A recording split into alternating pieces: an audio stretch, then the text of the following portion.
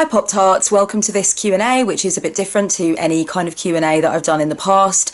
You guys know that I like to mix things up with my Q&As, so I decided this time around I would ask for questions about your lives, your problems, things you're dealing with, challenges you're having. I wanted to hear from people who are going through something, who felt that I could potentially give them some kind of input. And I'm definitely not saying that the advice that I'm going to give in this Q&A is going to be the be-all and end-all. I'm basically just looking to fulfill a kind of temporary agony aunt kind of role. So I'm basically going to talk about things that I've tried in the past, things that I envision that it might be good for people to try based on the challenges and the problems that they've mentioned in this Facebook thread. So without further ado, I'm going to get started so I can answer as many as I possibly can. My biggest challenge is to learn to step into my power. I know that if I really try hard, I can have my dream job and house, but trying really hard feels like a different kind of punishment. I work 12 hours a day, and when I get home, I just don't want to go after my dream. I want to rest and Netflix or something. I guess the problem is, what do I do to motivate myself when the simple idea of what I really want isn't enough?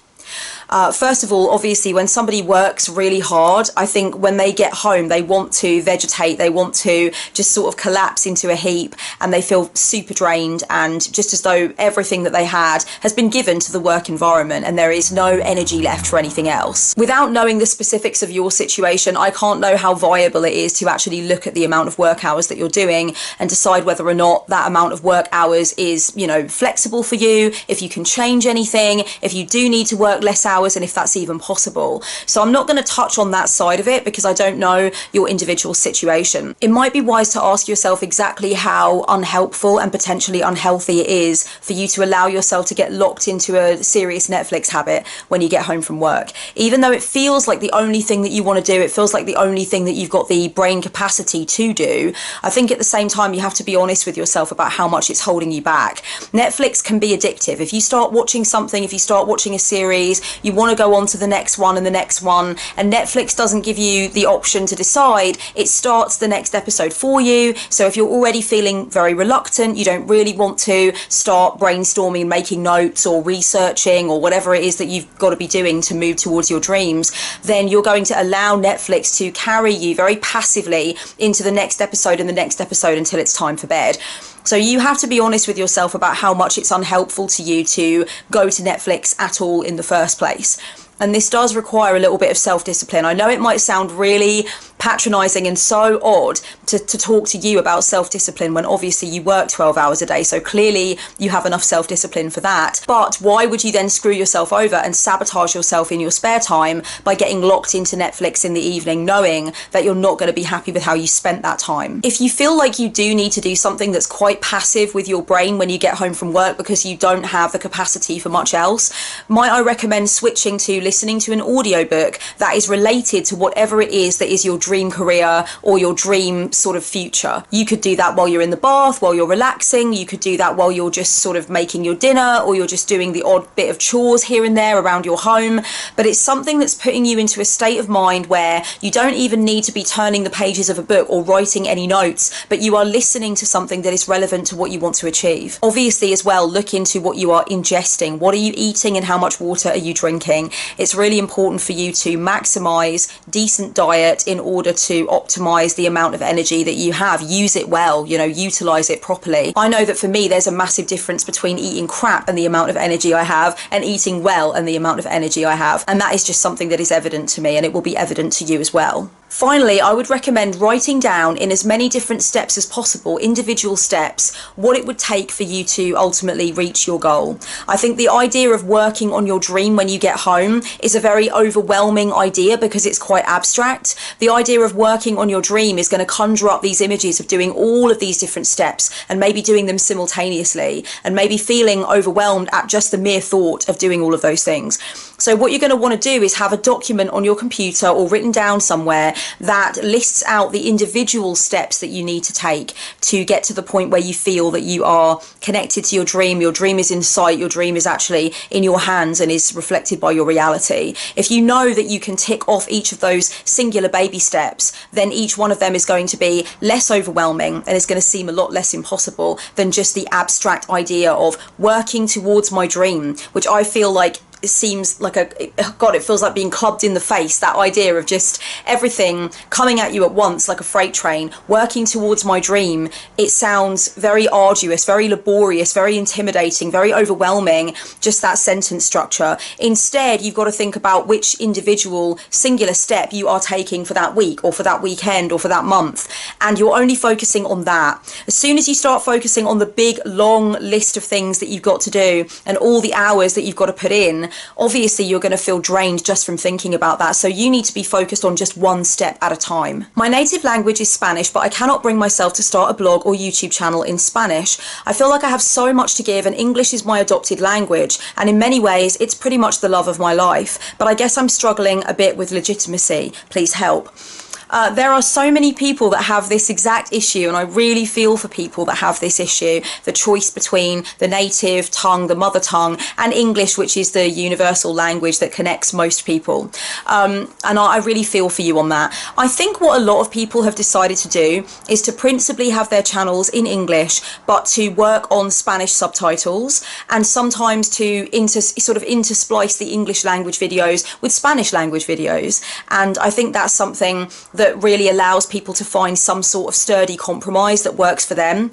I know that for a lot of people, they feel like there's so much information in English on the internet about any given thing, and there isn't as much in any other language, you know, so they want to sort of contribute by, you know, if they speak French, if they speak Spanish, if they speak something other than English, they want to contribute by giving in that language. And I totally relate to that, and I totally respect that. At the same time though, people that have another first language do want to be accessible to everyone who speaks English, which is not just people from English speaking countries, but people from all over. So there is a way that you can strike that balance. You definitely can make English language videos and some Spanish language videos, and also you can endeavour to subtitle the English videos so that there is Spanish available for Spanish speakers. So definitely do think about that. Don't let it stop you from starting a YouTube channel. I think you just need to find that compromise that feels right for you. Some people also do have a Spanish language blog and an English language YouTube channel. I mean, there are different ways that you can work around it. You've got to find the way that feels right for you and best for you. You could even have something like Spanish Language Sunday, where you consciously put out a video in Spanish every Sunday. So it becomes part of what draws people to your channel, as well as them having access to the English language videos that may have, you know, Spanish subtitles or whatever the case may be. I'm trying to be kind to myself as I'm perimenopausal. I just finished college a week ago at 51. I gained 15 pounds in the last year and a half studying, and my hormones are amok. I'm trying to be gentler to my body as it transitions, and know that I did great by completing my degree I started 28 years ago. You know, I think it's clear that you're already starting to try to be kinder to yourself, but I know that it can be really difficult when you're going through all the hormonal changes and the weight gain, and you feeling maybe disconnected from your body and that kind of thing. I think for people that are perimenopausal, one of the most important tools that they have is being able to have dialogue with each other, empathize with each other. It's definitely helpful to feel that you're talking to someone who understands what you've been through and isn't giving you advice which seems patronizing or disconnected from the problems that you're having. Sometimes when you try and talk to someone who just doesn't get what you're going through, it can be really frustrating, and it can feel as though you're not really talking to someone who gets how difficult it's been for you. So I suppose the first thing I would say is, are you in touch with other people who are going through perimenopause? Are you reading about different things that people have said about their experience of perimenopause and their journey of getting back to the feeling of being comfortable in their bodies and feeling comfortable with where they are? Are you taking advantage of the resources out there and the opportunities for conversations that are out there around this? I think that can make people feel a lot more armed with information that will help, and a lot less lonely along the way. It is amazing what you've managed to achieve. It is incredible. It is something that you should congratulate yourself for and really honour yourself for. And sometimes the way to do that in an amplified sense is to do ritual, is to actually sort of plan out and perform a really gorgeous ritual that confirms for you everything that you've been through in those 28 years and everything that you had to conjure up within yourself to actually get that degree finished. And, you know, being proud of yourself, acknowledging something really difficult that you did that got you to this amazing sort of transitional empowered point in time, really sometimes requires a ritual to put the cherry right on that cake. You know, you've got to set fire to that posh hammer. You've got to do what you need to do to amplify it, to exaggerate it, to underline it, to highlight it.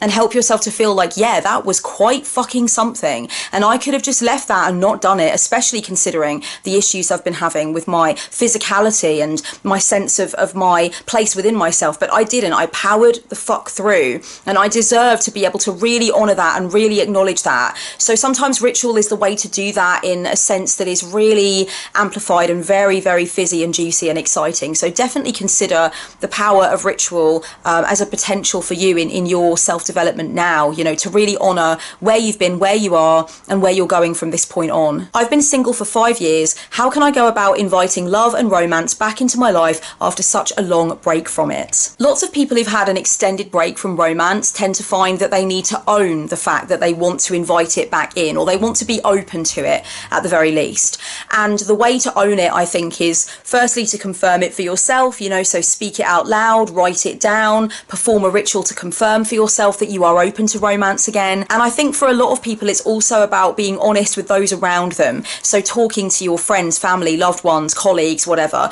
you know, people in your life that you tend to talk to about what's going on and what your plans are. Tell them that you finally feel like you are up for a relationship again. You do feel as though you are ready to open the door to romance, and, you know, let them encourage you, let them talk to you with you about it, and, you know, get that sense of where you are and how they might be able to help you, or even connect you with opportunities for dates, or, you know, open up kind of new social doors for you if that's the way that you want to do things. I don't have any context on your situation, so I don't know why you've been out of the dating realm for so long. Half a decade, I would say, is a reasonably long time to be not dating and not being with anyone or seeing anyone. So without knowing and understanding your situation, I wouldn't be able to give anything more specific other than to say that for most people who've been out on the subs bench for a long time, it's for reasons. It's because they really needed to have a relationship with themselves, or because their last relationship was particularly painful and disruptive. It could be because of a lack of trust or a need to heal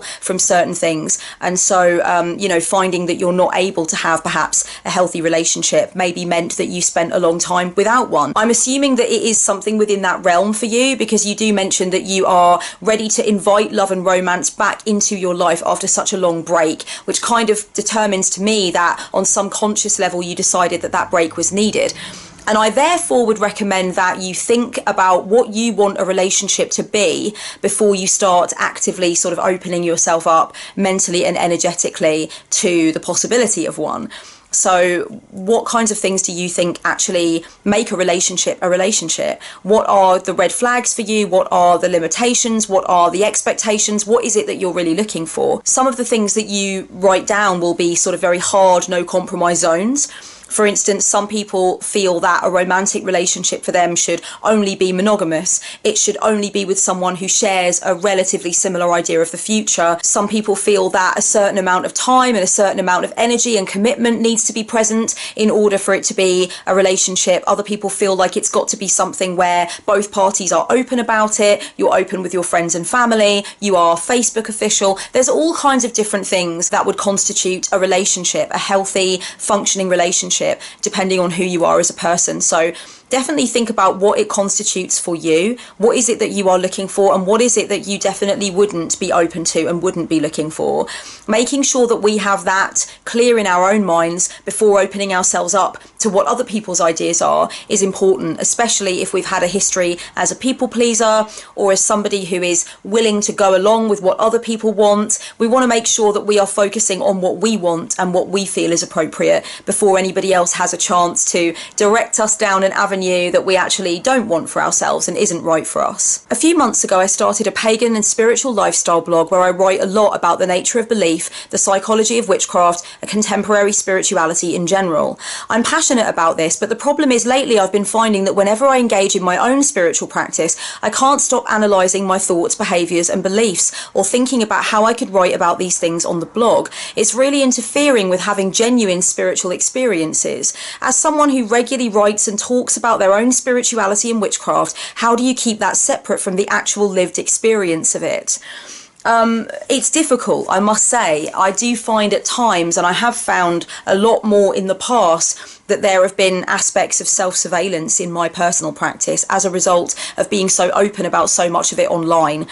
A few things I will say. First of all, you do have to be clear, I think, on keeping something back for yourself. I have no intention of sharing anywhere near all of my practice. I have no intention of talking about my spells, what I do spells for, what the results of those spells are. I have no intention of talking about, specific things that I may have channeled from my goddess in devotion. I have no intention of talking about certain rituals that I do or how I felt about those rituals. And I already know that before going into it. So I think for you, it might be the same. I think you might need to be clear with yourself about the hard and fast difference between what you do want to discuss on the blog and what you definitely don't. And that can mean that the level of self-surveillance actually lowers quite a lot. And you feel like it's just you doing your thing without having to worry about, breaking that fourth wall and letting everybody else into what you're doing. Take some time to think about what it is that is actually available to others on your blog, the things that you want to expose, the things that you want to talk about and write about. And then try to decide on a few things that definitely are out of bounds, things that you really just do not want to address, that you don't want to talk about, that are more for you. And I would recommend that it should probably be things like, spells and rituals that you do and the results of those spells and rituals. That might be a good thing. Some of your more self-developmental work, so things that you're learning in shadow work or things that you're learning in meditation or in any of your other spiritual practices, that could be another thing. You might not want to necessarily go into the deep aspects or deeper aspects of deities or guides that you work with. It's different for everyone. I think knowing what you definitely are not going to be putting out there on the blog makes it easier to just relax into those things and enjoy them without constantly stopping yourself thinking about how you're going to word things and whether or not you're going to share this or that, because you've already sort of decided that there are a bunch of things that you don't share, and you don't share them because they're for you. They are your personal experiences and they're things that you don't want to trouble yourself with trying to explain to others. It's more stuff that you enjoy personally and stuff that is about where you are on a very personal level and is not for public consumption. I would also recommend that you take some time to think about your reasons for writing this blog. Sometimes we find that we want to put things out there into the public domain because we want to experience validation. We want to experience this sense that other people agree with what we're doing, they're impressed with what we're doing, they even envy what we are doing, they are impressed by the way we're putting things over.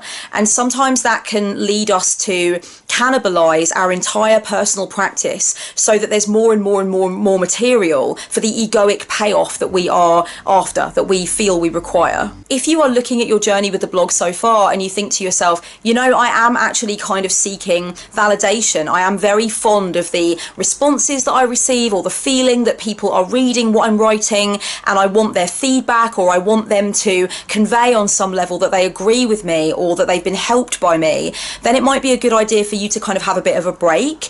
Really go back to what your personal practice is about. Your personal practice on its own, without any eyeballs on it, without anybody knowing about it, isn't about anybody else except you yourself. And that's what you need to always be able to have. You need to have access to that feeling that you are giving that to yourself and that it's not for public consumption and it's not for validation. If you've lost that along the way, there is nothing wrong with taking a break to focus on your own practice more entirely. And that's something that I have done on and off through my time on YouTube and writing on the internet and stuff. I've definitely pulled back, and I've definitely tried to readjust my priorities and my sense of what I'm doing so that it's about me and not about others. I am the strong kind. I've been a rock for so many my entire life, including my parents. I love very deeply and openly and nourish everyone's spirit flying free with pure expression. This dynamic leads me to be taken for granted in the extremely rare case that I need a shoulder. The same friends act so uncomfortable and at times resentful, like I'm not allowed to be in need.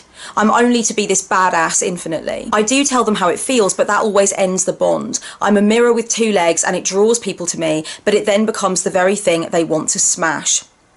I really feel like a lot of people that watch this video are going to relate to what you're saying. I think that amongst my audience, there are definitely quite a high percentage of people who find that they support others and they give to others, but when the time comes for reciprocity to be offered, it's not so easy to get that.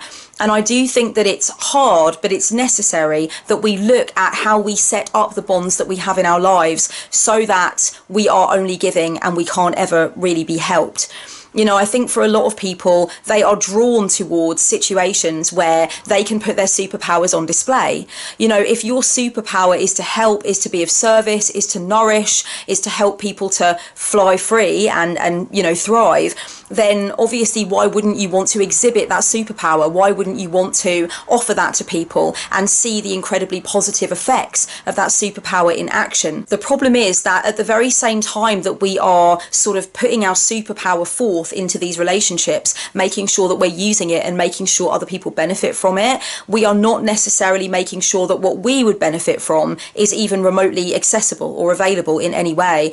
It's all about showing what we can do and giving of ourselves and feeling the nourishment from that. I've no doubt that on some level you feel very nourished by nourishing others and seeing the results of that in their lives. But what you're not thinking about probably is that deeper kind of nourishment that needs to be in the bedrock of the relationships that you have, which is where you feel like you will receive nourishment in return. It might not be of the exact same caliber, because someone whose superpower is nourishment and nurturing may find that they do not receive always the same caliber of nourishment and nurturing in return. But what you do need is a willingness from others to reciprocate on some level. And if that's not happening, and if it's not happening across the board, then in some way you do need to accept some measure of responsibility for setting your relationships up this way. So in other words, I suppose what I'm saying is it possible that when you've been setting relationships up through your life, operating within relationships in your life, you have been far more concerned with making sure that your superpower is on show and is available to people so they can feel nurtured, but you've kind of come to this wake-up call scenario where you're recognizing, okay, the whole time I've been doing that, I've not been thinking about what happens when I need nurturing. You can always choose to make changes in the way that you connect with people from now on. You can decide that from now on, you are going to ensure that when you connect with people, when you form friendships with people, when you get closer to people or spend more time with them, you need to be able to see evidence that they're willing to reciprocate.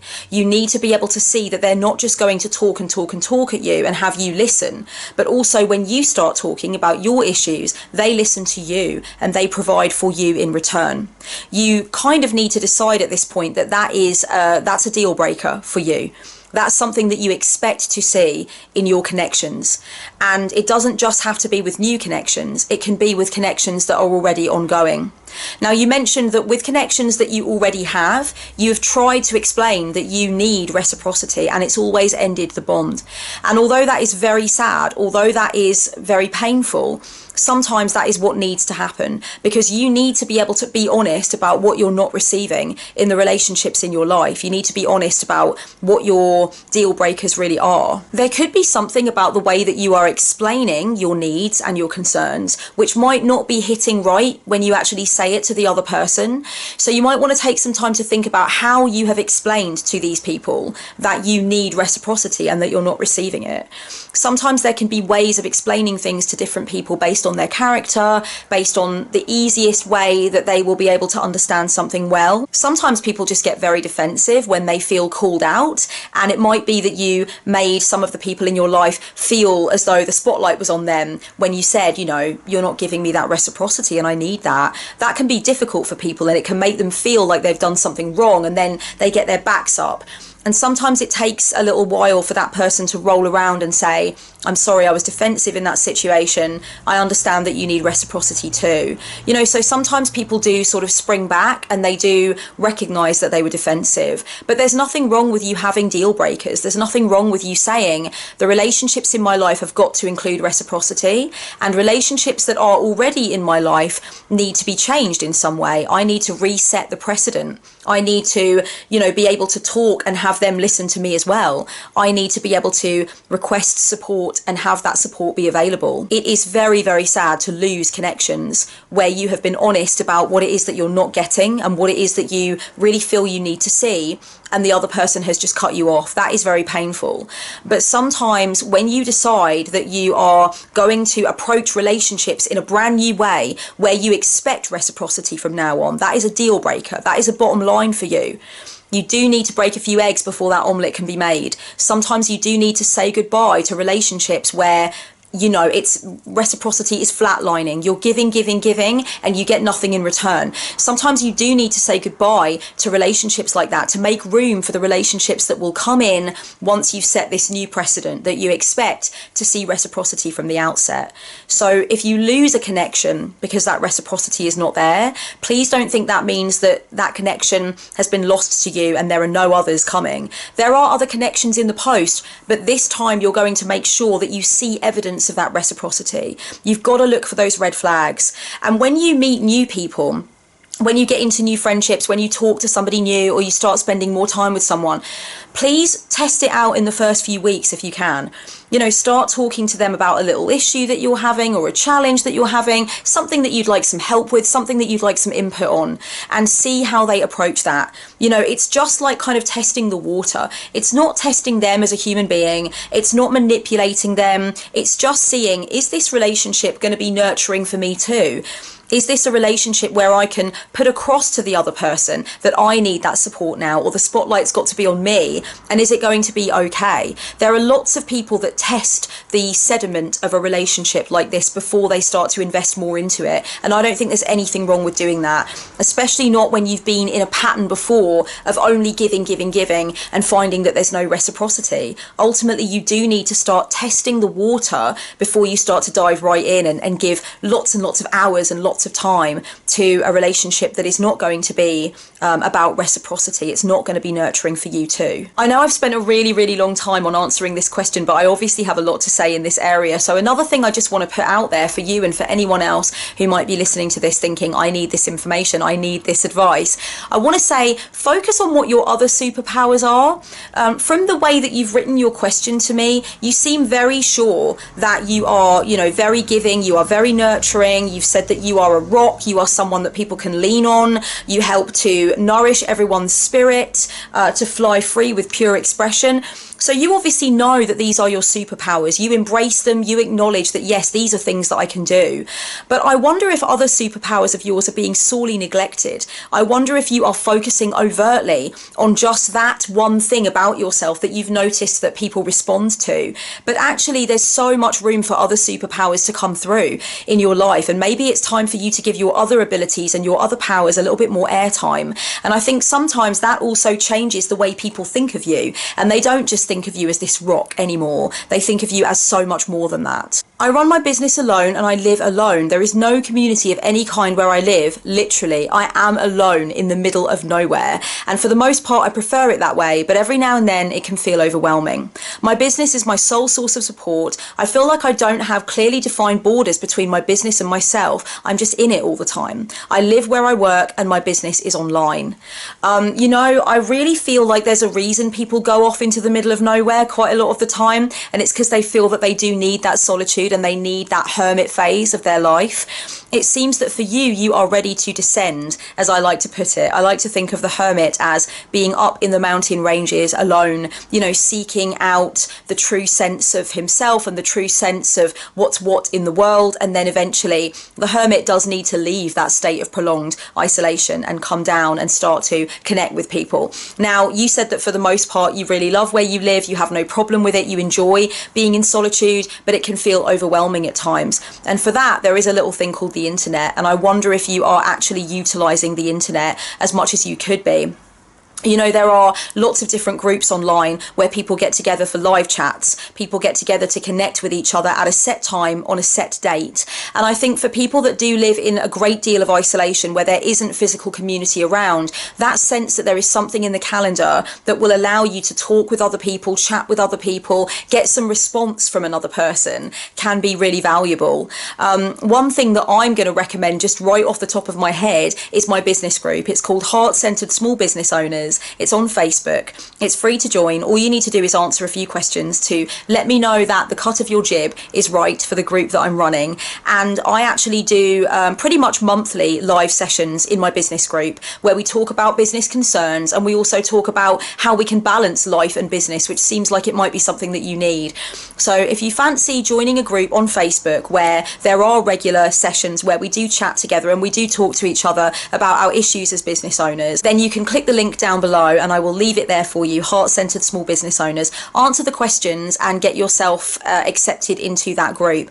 There are shitloads of other groups like that on Facebook. There are so many different groups where there are live sessions, there are chats, there's community, there's a sense that everybody's gathered together around an idea or around a group of ideas, and you can really connect with people on that front, and you can connect with each other on all kinds of different topics, and you can feel like you're getting your conversation that way.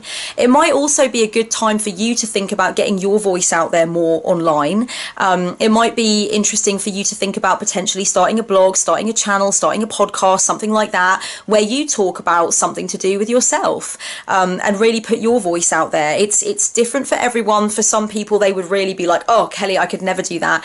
And other people would be like, yeah, I really have wanted to do that for a while. I just needed that push. So think about how you might want to get your voice out there more online and start conversations yourself, or maybe come out of the woodwork a little bit if you do lurk in certain communities and you would like to start commenting more or replying to other people's comments, so you can get that sense that you're not just drifting alone in a sea of complete isolation and no one has paid attention to you for days, and it's almost like you're not even being seen. You're like the invisible person. If you want to feel a sense of being connected to people and having dialogues with people, but you are totally, literally, physically alone, the internet is obviously a godsend. And if we'd have had it hundreds of years ago, it would have been a lot different for a whole lot of people. It would have been obviously a whole different world.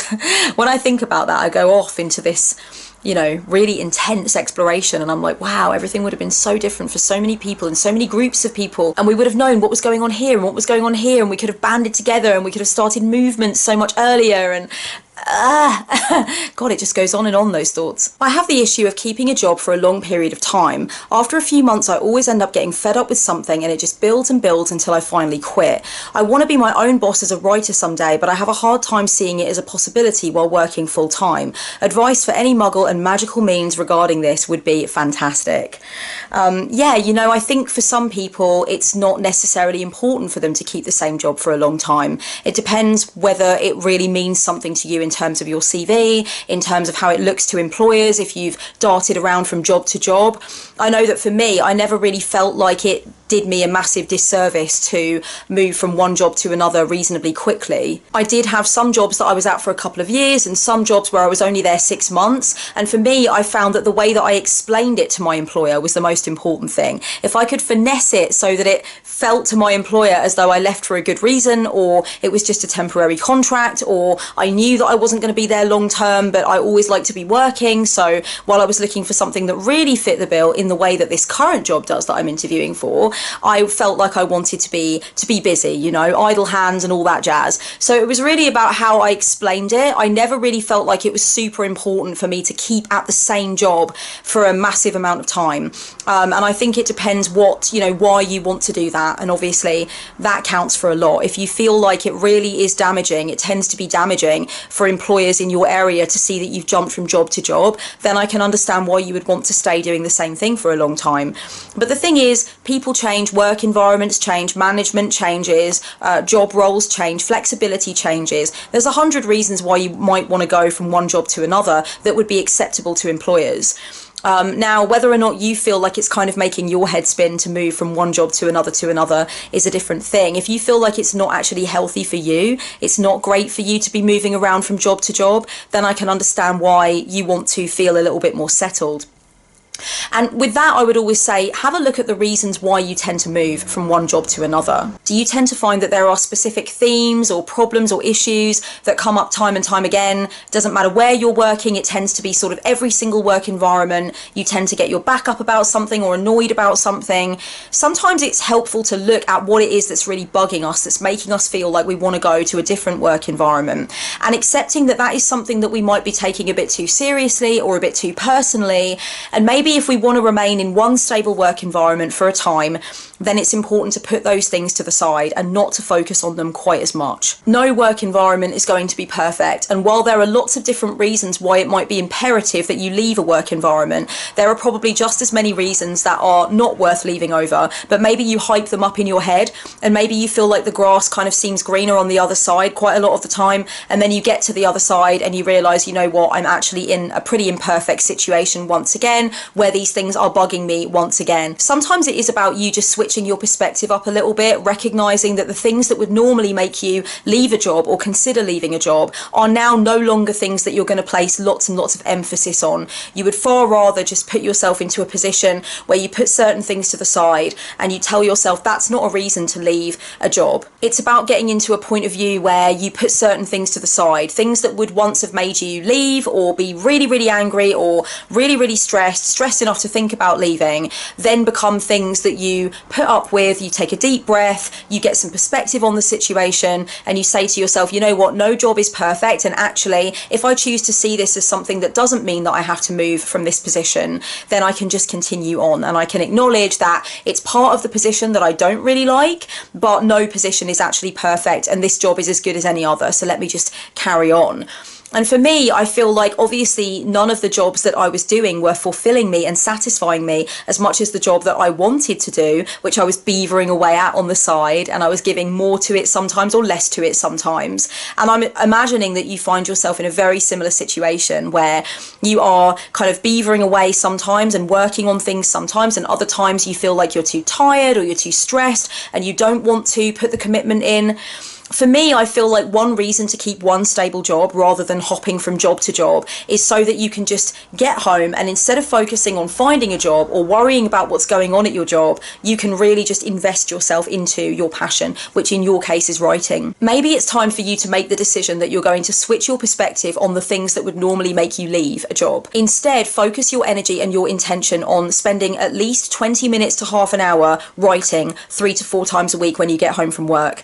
Take all of the stress, actually, take the bad feeling that you have or the annoyances that you have, because that's energy. Take that, and on your way home from work, on your commute or your walk home from work, be really focusing about taking that frustration, that tension that you have regarding work-related issues, and think about converting it into some really good writing or journaling or brainstorming, or just writing lists of words that you quite like, if that's all you feel that you can really do. If you don't feel you can focus on plot and narrative, then just focus on writing experimental sentences, you know, any kind of writing. Set an alarm and make sure that you're doing 20 to 30 minutes of that 3 or 4 times a week. And that can be your way to actually externalize any job related tension that you have. A lot of people do this at the gym. They leave work, they get into the gym, and they exercise in order to exorcise, you know, so they exercise in order to exorcise work related tension. But a lot of people do that creatively. You can absolutely do that creatively. You can decide that you're going to write to release that tension. You're going to take that energy that you otherwise would have spent on getting angry, looking for another job online, and you're instead going to convert that energy. If you are a witch, if you are a woo-woo being, if you are a mystic of any kind who does magic or manifestation, you already know how to do this. I don't need to teach you to suck eggs. You understand about the conversion of power and energy from one avenue to another avenue to create whatever it is you desire, to bring in whatever you desire. You already know how to do that, and I guarantee that you've already had success at doing that with some things in the past, and now's your time to show yourself that you can do it when it comes to work and writing. I lack a sense of direction. I do and know very many different things, and there's no cohesion. Both creatively as well as professionally, I'm lost. I'm at a point in life close to the end of college where I need to draft out my niche, and listening to my heart's calling doesn't work, because my very different interests are equally relevant to my life, but I can't possibly do all the things. What do I do? There's so much that I could say on this, so very much. I work with lots and lots of clients who are multi-talented, or they have multiple potentials, they have multiple things they could do, and they feel confused about what really is their heart's desire and what is their true journey forward that would give them joy. But there's a couple of things I want to say here. First of all, you do not need to feel as though the thing that you choose to do professionally is the one thing that you're going to be spending all of your time and energy on, and all of your other loves have got to go the way of the dodo. That's not how this is going to work. There are lots of people who select something that makes sense for them to do professionally. It's something that they enjoy, it's something that they, you know, want to get into maybe, but it also might be the thing that makes the most financial sense. It might be one of the things that makes more sense in terms of the job market in their area. But they also have these other passions, these other loves that they didn't choose to pursue professionally, but they can still pursue those things in their spare time. They can still give a healthy degree of energy and time and focus to those other things. There are so many people for whom it's well worth asking the question, what do you do in your spare time? Because they do just as many interesting things which are revealing about their character in their spare time as they do during their work life. And for a lot of people, their work life isn't anywhere near as meaningful to them in some respects as some of the things that they do when they're not at work. And lots of people actually choose to avoid making some of their greatest loves and interests into their professional paid jobs because they don't want those two things to interact. So for a lot of people, there are multiple talents, there are multiple interests, but there's one thing that a person does for work, but that doesn't mean that's the only thing they do and the only thing they focus on. So when you're trying to choose what you are going to be doing as you move forward and what it would make sense to do for money, please don't tell yourself that you've got to cut off all of your other limbs, as it were, that you're not going to have anything else in your life, you're not going to have anything else to play with. You've got to make this decision, which is going to be the decision of how you're going to spend all your time and energy. That's just what you're going to do for work. Everybody has those outside passions. You know, so many people allow themselves to have things they do outside of the workplace as well, and things that they want to pursue without having any kind of professional context to it. They do not want all of their passions to be things that they make money doing. There are lots of people that want to have those private passions or those less professionally oriented passions, and perhaps you will find that that's what happens with you as well. The other thing I wanted to mention is that whatever you choose for your niche right now isn't necessarily going to be what your niche is forever. There are so many people who embark on really quite striking career changes at different times throughout their lives. They're not always going to be doing the same thing from the moment they choose until the moment they retire. There are so many people who are doing different kinds of things. They are focusing on one project or one professional path, and then at a certain point they transition, and then they might transition again. It's fascinating how many different lives a person has lived professionally, and I've loved meeting people who've done all kinds of different things, and over the course of time they've basically just put their fingers into lots of different pies, and that's very interesting to see. Well, sugar dumplings, I have very much enjoyed answering some of these questions. I'll be back soon with another Q&A focusing on more of the questions that you've posed about your challenges, the problems you're having, and I will try to sink my teeth into more of those things and hopefully give helpful answers. I would love to know what you guys think of this style of Q&A. Did you like it as much as the other kinds? Do you prefer the kind of like non-witchy off-topic Q&As, or do you want to see more of this agony aunt kind? Do you just like any Q&As, or do you not even like Q&As? Are you just sat here wondering why the fuck you're watching this? I don't know. Let me know. And for anyone who does want to talk to me one-on-one about any issues, any challenges, anything that you feel like you might want to get off your chest and you might want some input from me